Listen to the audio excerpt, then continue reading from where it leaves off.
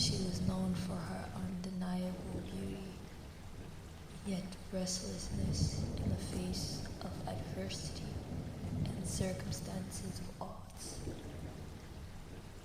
The next generation of Verdes would not come until decades later. But until then, Diana Verde would reign over the realms of the Hollow. She had a very strong political reach in the Hollow realm, and she was well respected for her contributions. Her influence spread amongst eons. Her first daughter, Yuri Verde, daughter of Mother Wing, and her 13 sons of night, all hosting their own authoritations over the Hollow Realm, all with their own duties to the people of the Hollow Realm. It was said that every single one of them had an important job here.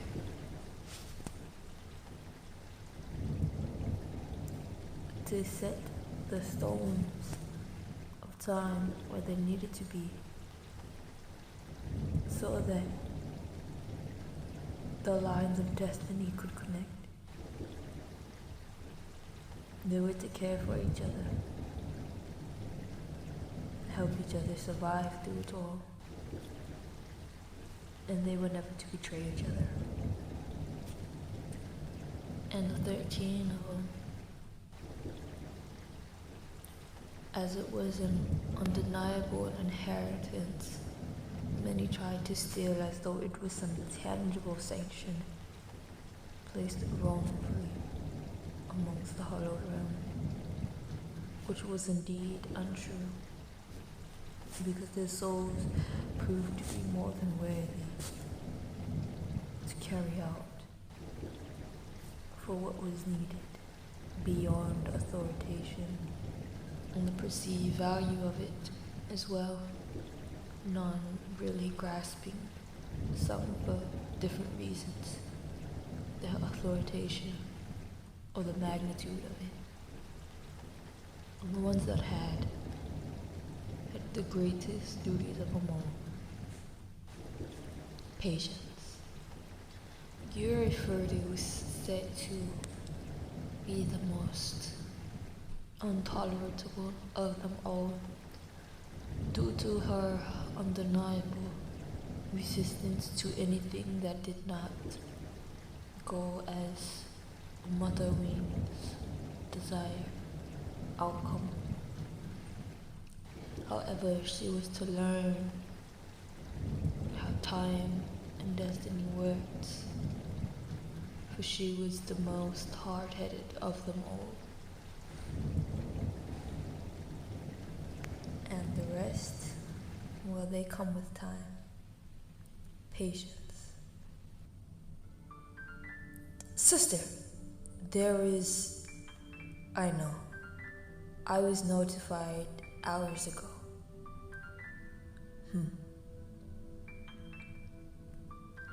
How did we let this happen, brother? Armand. He was said to be the 12th brother of night. I don't know, but law enforcement was caught, busted to be taking money under the table. And it is not our fault that we did not know this was happening, sister. I beg your pardon. It is my fault. How so? You had no hand in this. This was an above-ground act. Besides, they are the ones who had a hand in active violence in the realm, along with their own contributions. Have you played a part in this, Armand? I not dare. then you have nothing to worry about. I'm sure they will be handled, Armand. You are correct. The worst part about it is they are the only ones who got caught. We have a lot of work to do, Armand. This is true. Should we tell Mother? No. Leave it. She entrusted us.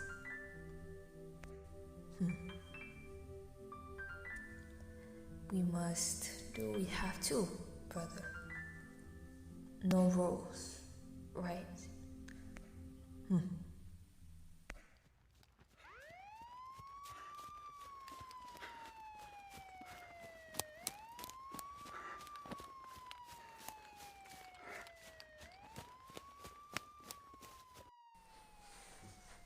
What the heck?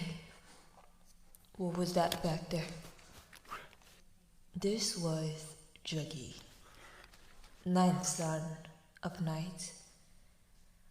Operations above ground, approximately for 19 years.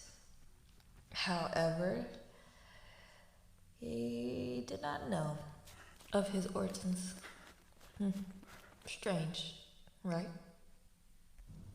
Juggy, over here! Juggy's friend, Darrell Parker, ushered him over to a corner of the alley as he seen Juggy running. As Juggy turned to run in the direction of his friend Darrell, he got a ring in his ear.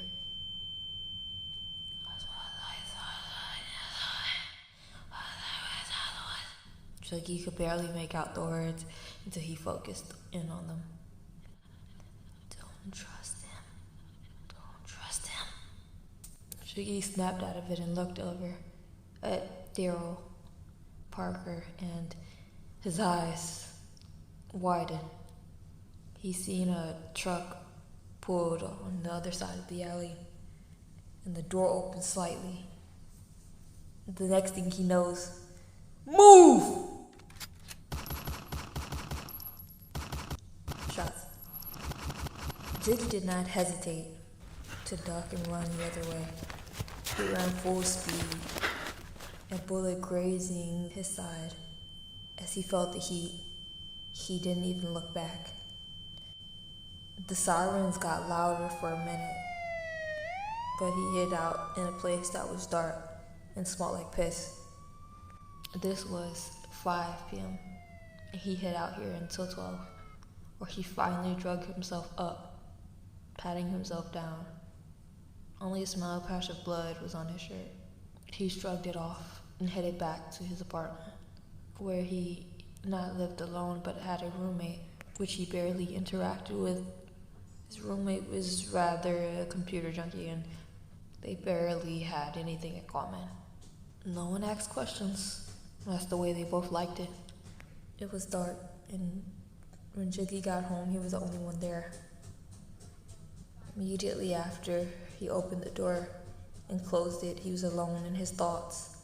You would think he was alone for those couple of hours when he was hiding out, but his adrenaline was pumping and he could barely think, so he definitely wasn't thinking about anything.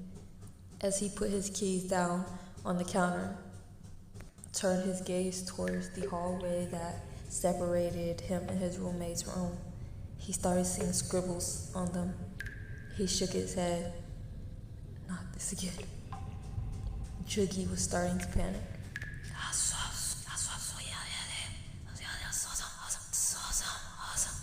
Get out of my head! He did not want to tune in. He barely knew what happened to his friend. Though he had these voices, usually they would come and go, but they were not this intense. It was you, you did it, it was you, you did it, you did it. The voices became clearer as he started crying, his tears falling down his cheek. He could barely control it, even though he considered himself to be a grown man. This was something more than he could ever fathom. He never told his friends about it, but it was really out of hand this time. He went in his room and grabbed his big book of truth, they say. He barely read it, but he kept it on standby. He clutched to it, to his chest, holding it tight. He didn't know if it was the book itself or his belief in it that made the voices calm down, or his desperation. Either way, his vision started to black out, and it faded into the abyss. He batted his eyes, and there was a greenish haze. This was not reality. Jeremiah, a small, not young necessarily, but just small girl approached him.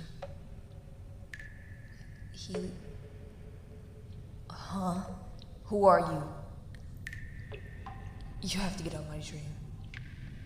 Jeremiah often did this, aka Jiggy, right? You're Jiggy, right?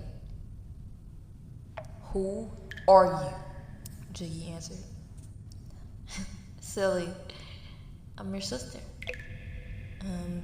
It's a long story. I know what this looks like, but Jiggy started crying in the dream so hard. I'm sorry. Where's Mom? I'm sorry I couldn't save you guys. I was out that night. Visions come to his head. Past regression. And he barely knew what he was talking about. But he knew it related to his current world. It all felt like it had happened before. It all seemed so familiar. He somehow knew that little girl to be his young infantile sister. Images of fire popped in his head. At that point, Jiggy wanted out. Wake me up.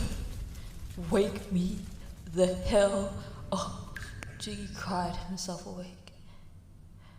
As he slowly got up, one last tear dropping, his pillow had been soaked. He didn't even want to think about it. He wanted nothing to do with it. Yet it was somehow daytime now. Had it been that long? Had this all been just a dream? It couldn't have. It couldn't have. He had on the same shirt from last night. Jiggy gets up and goes and quickly takes himself a shower. He sits in silence for about 30 minutes before he goes and turns on the TV. He just hoped that everything was alright. None of it. In your local news, a shootout.